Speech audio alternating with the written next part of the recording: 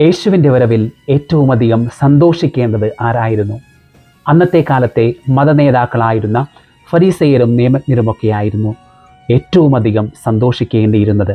എന്നാൽ യേശുവിൻ്റെ ഏറ്റവും വലിയ വിമർശകരും പീഡകരുമായി തീരുന്ന കാഴ്ചയാണ് നാം ഇവിടെ കാണുന്നത്.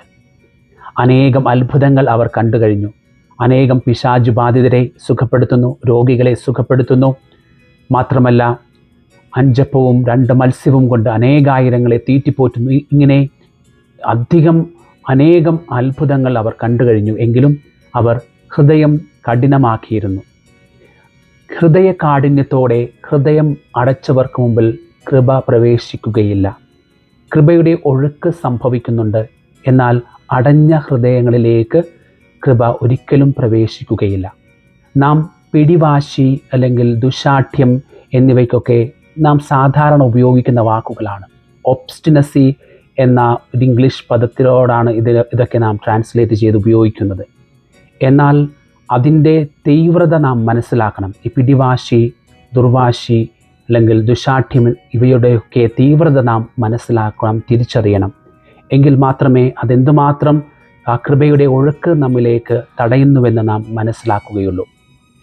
പല അത്ഭുതങ്ങളും ദിവസേന ദൈവത്തിൽ നിന്ന് സ്വീകരിക്കുന്നവരാണ്. എങ്കിലും ആ ദൈവിക കൃപയോട്, ദൈവിക കൽപ്പനകളോട് മുഖം തിരിച്ചു നിൽക്കാറുണ്ട് നാം പലപ്പോഴും. നാം ഏറ്റവും അധികം ഭർത്താവിൽ നിന്ന് സന്തോഷം ലഭിക്കേണ്ടത് ഭാര്യയ്ക്കാണ്. ഏറ്റവും അധികം ഭാര്യയിൽ നിന്ന് സന്തോഷം ലഭിക്കേണ്ടത് ഭർത്താവിനാണ്. ഏറ്റവും അധികം മാതാപിതാക്കൾക്ക് സന്തോഷം ലഭിക്കേണ്ടത് മക്കളിൽ നിന്നാണ്.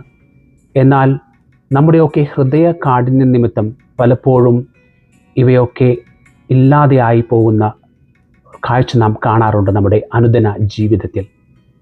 നാം പ്രഭാഷകൻ്റെ പുസ്തകത്തിൽ കാണുന്നുണ്ട്, പാപം ചെയ്യുന്നവൻ വളരെ ആത്മവിശ്വാസത്തോടെ ചിന്തിക്കുന്നു, പാപം നാം തുടർച്ചയായി ചെയ്യുന്നു, എന്നിട്ടും എനിക്ക് എന്ത് സംഭവിക്കുന്നു എന്ന് ചോദിക്കുന്നു. എന്നാൽ ദൈവത്തിൻ്റെ കാരുണ്യം വളരെ വലുതാണ് തീർച്ചയായിട്ടും. എങ്കിലും നാം ഇത്തരത്തിൽ പാപികളെ പോലെ ദുശാഠ്യത്തോടെ പാപത്തിന് പുറകെ പാപം ചെയ്യുമ്പോൾ അത് വലിയ അനർത്ഥം നമ്മിലേക്ക് കൊണ്ടുവന്ന് എത്തിക്കുന്നു.